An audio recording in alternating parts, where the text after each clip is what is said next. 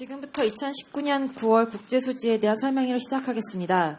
오늘 설명해 주실 분은 경제통계국 박양수 국장입니다. 지금부터 2019년 9월 국제수지 편제 결과를 말씀드리도록 하겠습니다. 2019년 9월 경상수지는 74.8억 달러 흑자를 기록하였습니다. 2012년 5월부터 83개월 연속 흑자를 나타내다가 금년 4월에 일시적으로 적자로 돌아섰으나 다시 5개월 연속 흑자를 기록하였습니다. 세부 항목별로 살펴보면 상품 수지의 경우 수입에 비해 수출의 감소폭이 더 크게 나타남에 따라 흑자 규모가 전년 동월 130.1억 달러에서 88.4억 달러로 축소되었습니다. 상품 수출은 전년 동월 대비 10.3% 감소하였습니다. 이는 세계 제조업 및 교역량이 위축되는 가운데 반도체 및 석유류 단가 하락세와 대중국 수출 부진이 지속된 데 따른 것입니다. 상품 수입은 전년 동월 대비 3% 감소하였는데 유가 하락의 영향으로 원자재 이익으로 감소한 것입니다.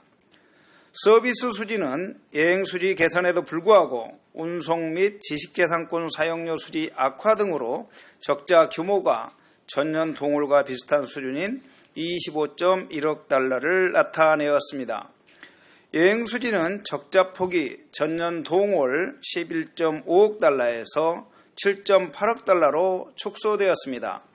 이는 일본 여행 급감으로 출국자 수가 감소한 반면에 중국인을 중심으로 입국자 수는 늘어난 데 주로 기인한 것입니다.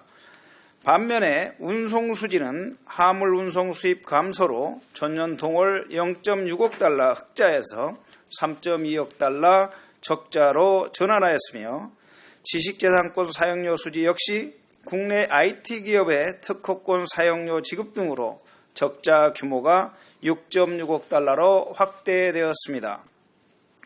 본원소득 수지는 흑자 규모가 전년 동월 9.7억 달러에서 14억 달러로 확대되었습니다. 이는 국내 기업의 해외 현지 법인으로부터의 배당 수입이 증가한 데 따른 결과입니다. 이전소득 수지는 적자 규모가 전년 동월 4.9억 달러에서 2.5억 달러로 축소되었습니다. 다음으로 금융계정을 말씀드리겠습니다.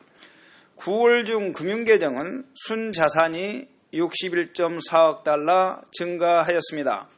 세부 항목별로 살펴보면 직접 투자는 내국인의 해외 직접 투자가 22.8억 달러 증가하고 외국인의 국내 직접 투자는 0.4억 달러 증가하였습니다. 증권 투자는 내국인의 해외 증권 투자가 23억 달러 증가하고 외국인의 국내 증권 투자는 6.1억 달러 감소하였습니다. 외국인의 국내 주식 투자는 미중 무역 분쟁 관련 불확실성 등으로 인해서 감소하였으나 외국인의 채권 투자는 해외 발행 채권을 중심으로 증가폭이 축소되었습니다. 파생금융상품은 6억 달러 증가하였습니다. 기타 투자는 자산이 8.6억 달러 감소하고 부채는 6.9억 달러 증가하였습니다.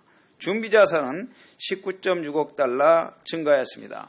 이상으로 9월 국제수지에 대한 브리핑을 마치고 지금부터는 2019년 1, 9월 중 국제수지의 주요 특징에 대해서 말씀드리고자 합니다.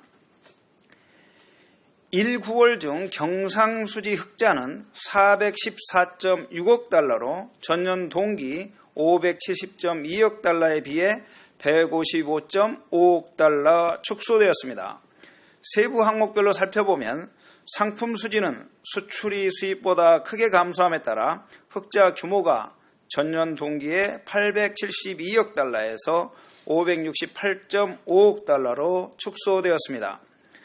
상품 수출은 전년 동기에 비해 10.6% 감소하였습니다. 이는 반도체 단가 하락이 이어지는 가운데 미중 무역 분쟁 등으로 세계 경기가 둔화되고 있는데 주로 기인한 것입니다. 상품 수입은 5.1% 감소했으며 이는 가전 등 소비재 수입 증가에도 불구하고 유가가 하락하고 기계 수입이 감소한 데 따른 것입니다. 서비스 수지는 여행수지와 운송수지를 중심으로 개선되면서 적자 규모가 전년 동기 234.1억 달러에서 183.3억 달러로 축소되었습니다.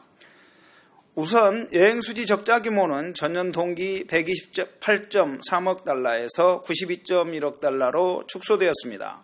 이는 중국인, 일본인을 중심으로 한 입국자가 크게 늘어나 여행 수입이 역대 최대를 기록한 반면에 출국자 수는 증가율이 둔화된 데 주로 기인한 것입니다.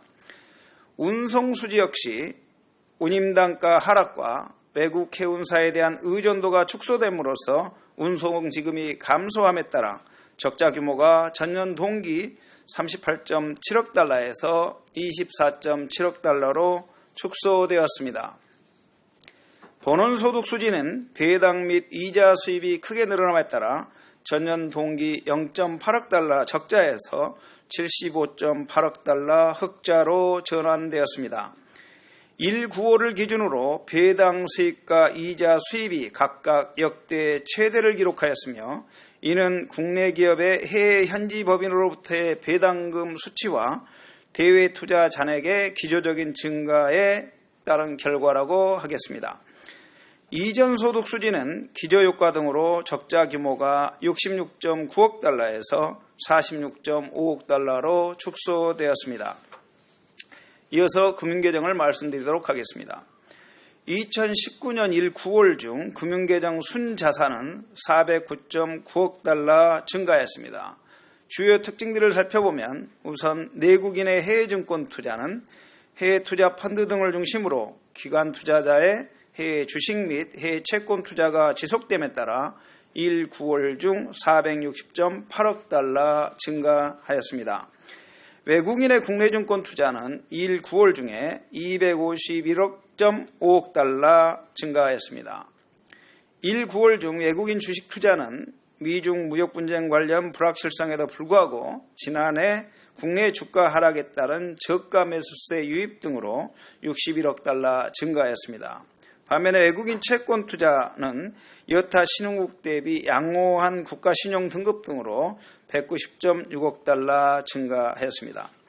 이상으로 국제수지에 대한 설명을 마치고 지금부터 질문을 받겠습니다. 잠시 후에 저희가 백브리핑을 하게 될 거니까 디테일한 것은 거기서 물어보셔도 되겠고 여기서 질문하실 분은 질문해 주십시오. 질문하실 분은 마이크 앞으로 나오셔서 소속과 선명을 말씀해 주시고 질문해 주시기 바랍니다.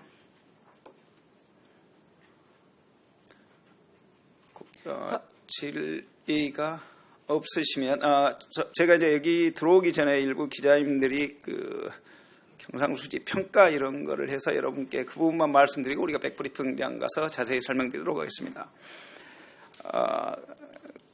최근에 경상수지 평가와 관련해서는 다음과 같이 말씀드리는 게 어떨까 합니다. 금년 4월에 계절적인 배당 요인으로 일시적으로 적자를 보였던 우리나라 경상수지가 5월부터는 다시 흑자로 전환되었고 그 이후에는 월 평균 60억 달러 정도 흑자 기조가 이어지고 있습니다. 특히 이번 9월에는 74.8억 달러 흑자를 나타냄으로써 2018년 10월 이후 11개월 만에 최대 흑자를 기록하였습니다.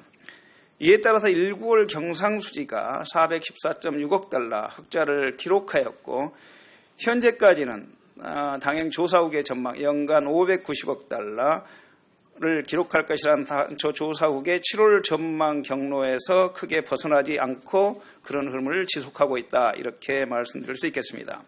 경상수지의 상황에 대해서 평가를 하기 위해서는 좀 더 세부적으로 살펴볼 필요가 있다고 봅니다. 아시는 바와 같이 반도체 등 주력 품목 가격의 하락과 세계 경기 둔화 등으로 상품 수지 흑자폭은 전년에 비해 크게 축소되었습니다. 303.4억 달러나 축소되었죠. 그런데 이제 보도자료 뒤편에서 보시면 통관 기준 수출입 통계가 제시되어 있는데 이렇게 303억 4억 달러 상품 수지 흑자폭이 축소되는 가운데서 주요한 요인 중에 하나가 반도체 수출의 감소폭이 200억 달러를 상회하고 있다는 것입니다.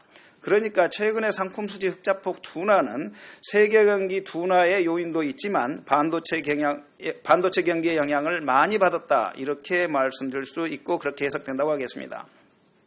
반면에 최근에 약간 긍정적인 면들도 나타나고 있습니다.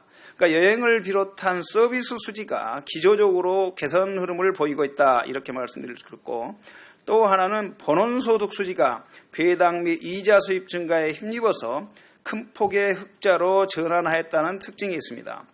이 같은 본원소득 수지의 흑자는 대외 투자 잔액, 우리가 이제 경상수지를 그동안 흑자를 많이 쌓았기 때문에 이걸 통해서 대외 투자 잔액이 크게 늘어나면서 나타나는 부가적인 혜택, 그거를 한편으로 보면 긍정적인 요인이라 하겠습니다.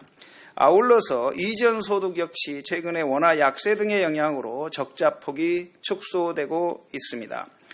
종합해 본다면 대외 여건 악화에 따른 수출 감소로 상품 수지 흑자폭이 상당히 축소되고는 있으나 서비스, 본원 수지, 이전 소득의 전반적인 개선으로 경상수지 흑자 기조는 이어지고 있다, 이렇게 평가할 수 있습니다.